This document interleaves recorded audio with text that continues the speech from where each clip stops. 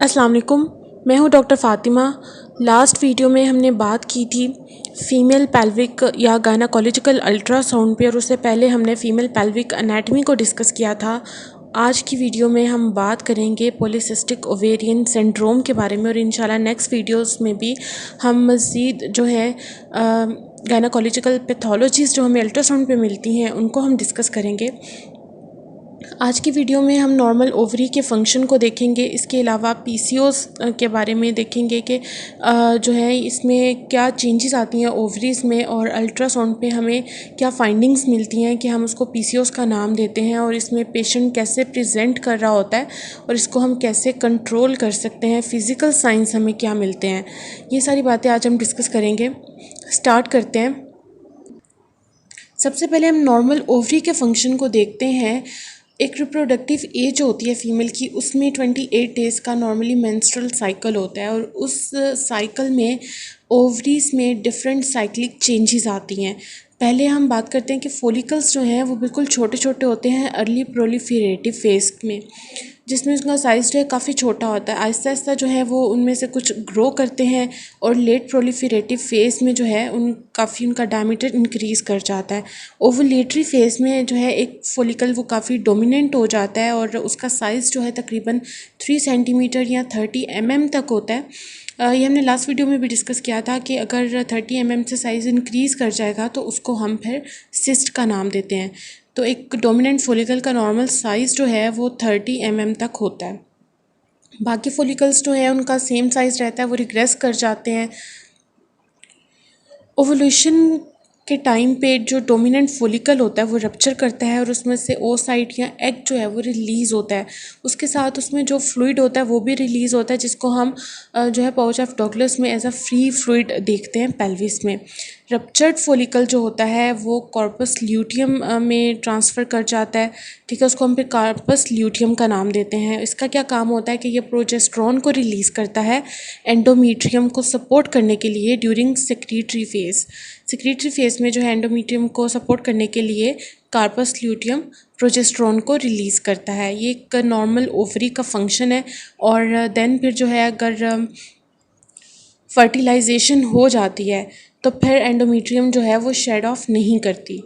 इस इमेज में आपको नॉर्मल ओवरीज जो हैं वो दिखाई गई हैं। पहले इमेज में तो लॉन्गिट्यूडनल व्यू है ट्रांसवेजाइनल अल्ट्रासाउंड का, जहाँ पे एक नॉर्मल ओवरी में आपको डिफरेंट साइज़ के फॉलिकल्स भी नज़र आ रहे हैं। नेक्स्ट में आपको ट्रांस एब्डोमिनल ट्रांसवर्स इमेज जो है वो दिखाया गया है। राइट और लेफ़्ट ओवरीज आपको दोनों साइड्स पर नज़र आ रही हैं, और उनमें छोटे छोटे फॉलिकल्स भी नज़र आ रहे हैं। नेक्स्ट इमेज की बात करें तो इसमें आपको लॉन्गिट्यूडनल ट्रांसवर्स एब्डोमिनल स्कैन का एक इमेज नज़र आ रहा है। सुपीरियर साइड पे आपको राइट ओवरी नज़र आ रही है, और थोड़ा सा पोस्टीरियरली अगर देखें तो वहाँ पे आपको लेफ़्ट ओवरी नज़र आ रही है, जिसमें एक डोमिनेंट फॉलिकल भी नज़र आ रहा है। पीसीओएस क्या होते हैं, इनके इंट्रोडक्शन की अगर बात की जाए तो पॉलीसिस्टिक ओवेरियन सिंड्रोम जो है वुमेन में मोस्ट कॉमन काज है इनफर्टिलिटी का। हॉस्पिटल में पेशेंट्स जो हैं वो डिफरेंट कंप्लेंट्स के साथ आती हैं। किसी को जो है मेंस्ट्रुअल साइकिल का इशू है, डिस्मेनोरिया है, ओलिगोमेनोरिया है, किसी का वेट इंक्रीज़ हो रहा है, किसी को फर्टिलिटी में प्रॉब्लम हो रहा है, ठीक है, प्रेगनेंसी जो है वो नहीं हो रही है। तो इन कंप्लेंट्स के साथ फीमेल्स आती हैं, और प्राइमरी जब इन्वेस्टिगेशन की जाती है अल्ट्रासाउंड में तो हमें वहाँ पे मोस्टली जो है हर दूसरी से तीसरी लेडी में पीसीओएस जो है वो डायग्नोज होते हैं। तकरीबन हर एज में जो है एक रिप्रोडक्टिव जो एज होती है उसमें पीसीओएस हो सकते हैं, लेकिन फ्रीक्वेंटली जो है वो टीनेजर गर्ल्स में ज़्यादा मिलते हैं हमें। और इसमें क्या होता है कि जो हमारे ओवरीज़ हैं उनका जो फंक्शन होता है वो नॉर्मल नहीं रहता है, एबनॉर्मल हो जाता है।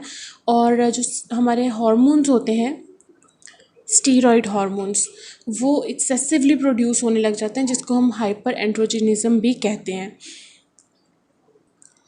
इसको पॉलीसिस्टिक ओवेरियन सिंड्रोम को हम स्टीन एंड लिवेंथल सिंड्रोम भी कहते हैं। मिस्टर स्टीन एंड लिवेंथल वो फर्स्ट पर्सन थे जिन्होंने पॉलीसिस्टिक ओवरीज़ में और दूसरे इसके जो साइंस हैं जिनके साथ पेशेंट प्रेजेंट कर रहा होता है उसमें जो है एक एसोसिएशन को रिकॉग्नाइज़ किया था कि जहाँ पे पॉलीसिस्टिक ओवरीज़ होती हैं वहाँ पे मोस्टली हमें हिर्सुटिज़म के साइंस मिलते हैं। और इसके अलावा हमें एमिनोरिया मिलता है पेशेंट्स में जो है वो उनका मंथली साइकिल ख़राब हो जाता है और आहिस्ता आहिस्ता बिल्कुल ख़त्म भी हो जाता है और इसके अलावा वेट भी गेन होता है। ओवरीज़ की अपीयरेंस की बात करें पॉलीसिस्टिक ओवेरियन सिंड्रोम में, तो इसमें हमें बायलेटरली इनलार्ज्ड ओवरीज़ मिलती हैं और इसके अलावा एवेस्कुलर थिकेंड कैप्सूल भी हमें नज़र आता है। कट सेक्शन की बात करें तो वहाँ पे हमें मल्टीपल जो है स्मॉलर फोलिकल्स नज़र आते हैं ओवरीज़ की पेरिफ्री में, ठीक है। नॉर्मली तो पूरी ओवरी में हमें फोलिकल्स नज़र आएंगे डिफरेंट साइजेस के, कोई डोमिनेंट भी होगा, कोई स्मॉल फोलिकल होगा, लेकिन अगर पीसीओएस की बात की जाए तो यहाँ पे आपको ओवरी की पेरिफेरी में मल्टीपल जो है स्मॉलर फोलिकल्स, इमेच्योर फोलिकल्स जो होते हैं वो हमें नज़र आते हैं। पेशेंट प्रेजेंटेशन की बात की जाए, पेशेंट जो जब हमें हमारे पास आता है तो किस तरह से प्रेजेंट कर रहा होता है, उसके क्या साइन एंड सिम्टम्स होते हैं जिसकी वजह से हम उसे पीसीओएस का नाम देते हैं, डायग्नोस करते हैं अल्ट्रासाउंड के बाद। उसमें हमें एमिनोरिया मिलता है, यानी जो हमारा मेंस्ट्रुअल साइकिल होता है लेडीज़ का वो बिल्कुल ख़राब हो जाता है। ओलिगोमेनोरिया होता है, इनफर्टिलिटी कॉज करते हैं पीसीओएस। हिर्सुटिज्म के साइंस मिलते हैं, बाल बहुत ज़्यादा हो जाते हैं बॉडी पे, मेल पैटर्न में, फेस पे बाल आ जाते हैं, वेट काफ़ी गेन कर जाता है। इसके अलावा फेशियल स्किन जो होती है वो काफ़ी ऑयली हो जाती है और एक्नी जो है वो काफ़ी ज़्यादा हो जाती है और कुछ पेशेंट में ये एसिम्प्टोमेटिक भी होता है, इसके कोई साइन एंड सिम्टम्स नहीं होते। फिज़िकल साइंस की बात की जाए, एक तो पेशेंट प्रेजेंट कर रहा है, वो आपको बताएगा कि मुझे जो मेरे मंथली साइकिल है वो ठीक नहीं है, वो इरेगुलर जो है वो इरेगुलर मल्टीपल एपिसोड्स में भी ब्लीडिंग हो सकती है और बिल्कुल ख़त्म भी हो सकती है। जो आप उसके फिज़िकल साइंस देखते हैं उसमें आपको हिर्सुटिज्म मिलता है, मेल पैटर्न में आपको एक्सेस बॉडी हेयर्स मिलेंगे। इसके अलावा एक्नी होगी फेस पे, ऑयली स्किन हो सकती है। इसके अलावा विरलाइजिंग साइंस मिलते हैं जिसमें मेल पैटर्न बैल्डिंग आ जाती है, एलोपेशिया आ जाता है, मसल मैस जो होता है वो इंक्रीज़ कर जाता है और जो आवाज़ होती है लेडीज़ की, क्योंकि थोड़ी सी बारीक आवाज़ होती है लेकिन इसमें आपको काफ़ी भारी आवाज़ भी मिल सकती है और 50% पेशेंट में वेट गेन भी होता है। बेसिकली इसको सिंड्रोम इसीलिए कहा जाता है कि इसमें आपको जो है डिफरेंट चीज़ें देखने को मिलती हैं, ये कोई एक इसमें फिर डिजीज़ नहीं रहती है, इसमें आपको डिफरेंट साइन एंड सिम्टम्स देखने को मिलते हैं। एकैंथोसिस निग्रिकेंस में हम देखते हैं कि वेलवेटी स्किन जो है हमें नज़र आती है, हाइपर पिगमेंटेशन हो जाती है स्किन की। कौन से एरियाज़ में होती है, आपको नेक पे पिगमेंटेशन मिल सकती है, एक्सिला में मिल सकती है और ब्रेस्ट के अंडरनीथ जो एरियाज़ होते हैं वहाँ पे मिल सकती है और जो एक्सपोज्ड एरिया होते हैं जैसे कि एल्बो और नकल्स, यहाँ पे भी आपको हाइपर पिगमेंटेशन मिल सकती है। स्किन जो है वो ब्लैक ब्लैक और वेलवेटी हो जाती है। इसमें आप नॉर्मल मेंस्ट्रुअल साइकिल को देख रहे हैं जहाँ पे आपको फॉलिकल स्टिमुलेटिंग हार्मोन और ल्यूटिनाइजिंग हार्मोन जो है वो ओवुलेटरी फेज़ में उसका लेवल जो है काफ़ी इंक्रीज़ करता हुआ नज़र आ रहा है। लेकिन पीसीओएस में अगर देखें तो वो बिल्कुल सीधी एक लाइन जा रही है, कोई इंक्रीज़ उसमें नहीं हो रहा, वो बिल्कुल एबनॉर्मल जो है साइकिल हमें नज़र आएगा।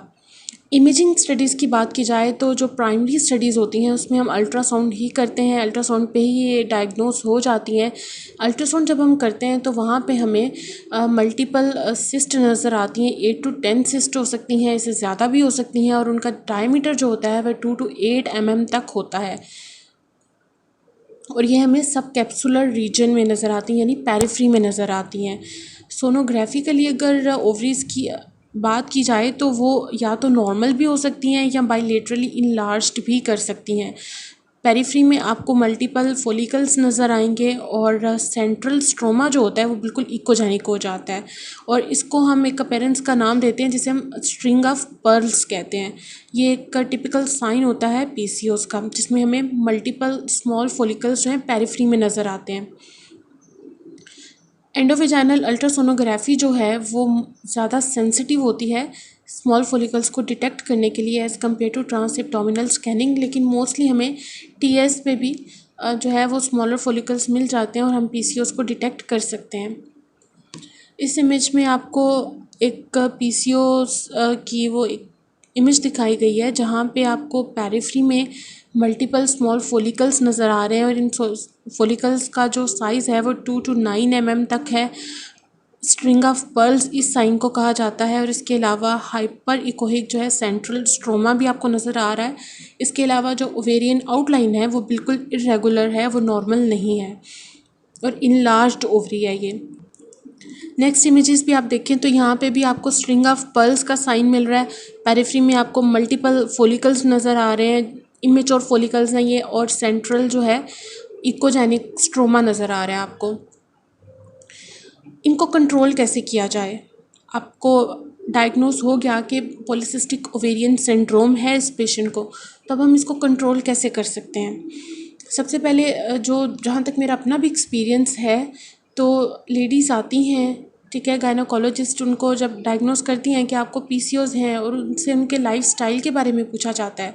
एक तो पहली बात, उनकी डाइट बहुत ज़्यादा ख़राब होती है। हम लोग ज़्यादा जंक फूड को प्रेफर करते हैं, ठीक है, हेल्दी डाइट हम लोग नहीं लेते। एक्सरसाइज, वॉक, फिज़िकल एक्टिविटी हमारी ना होने के बराबर है। इसके अलावा कुछ मोस्टली फ़ीमेल्स का वेट वैसे भी गेन होता है, वो बिल्कुल एहतियात नहीं करती, केयर नहीं करती, जिससे फिर प्रेगनेंसी में भी इशू होता है। और पीसीओज़ को कंट्रोल करने के लिए जो डॉक्टर सबसे पहले सजेस्ट करती हैं वो ये होता है कि आप अपने वेट को नॉर्मल रेंज में लेके आएँ। ये सिंड्रोम है, इसको हम बिल्कुल ख़त्म तो नहीं कर सकते, लेकिन इसको हम कंट्रोल कर सकते हैं।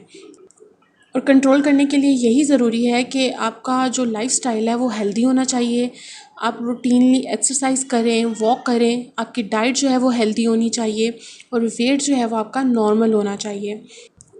इसके बाद जो फिर एक इनफर्टिलिटी का प्रॉब्लम होता है वो काफ़ी हद तक ख़त्म हो जाता है।